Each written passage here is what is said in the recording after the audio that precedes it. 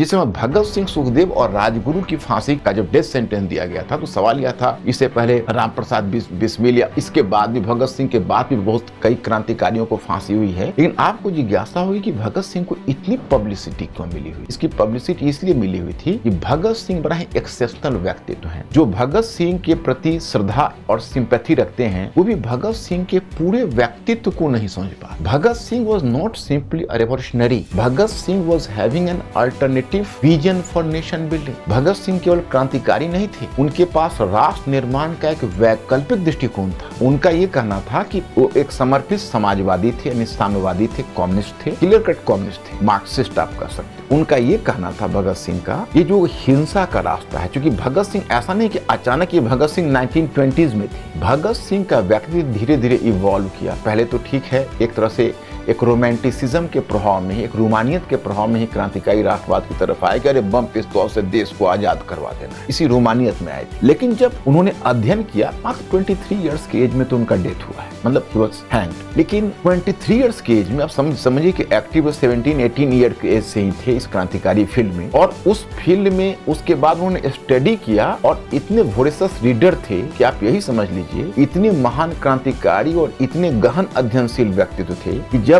उनको फांसी के लिए जेलर जब अपने टीम के साथ लेने आया कि चलिए अब आपका समय हो गया है, उस समय वो लेनिन को पढ़ रहे थे जो महान क्रांतिकारी सोवियत रशिया का था, और उन्होंने यही कहा कि 5 मिनट रुक जाइए, एक क्रांतिकारी अभी दूसरे क्रांतिकारी से मिल रहा है। मतलब लेनिन की पद्धति पर, मतलब उनकी यात्रा केवल देश को आजाद करने तक नहीं थी, उनकी यात्रा थी राष्ट्र बनाने तक की, नेशन बिल्डिंग तक की। और उनका मानना था कि भारत में एक ऐसा राष्ट्र बनना चाहिए जिस राष्ट्र में केवल जमींदारों और पूंजीपतियों की भूमिका नहीं हो, उस राष्ट्र में मजदूरों और किसानों की भी इक्वल भूमिका हो। मतलब वो चाहते थे समाजवादी मूल्यों पर राष्ट्र बनाना।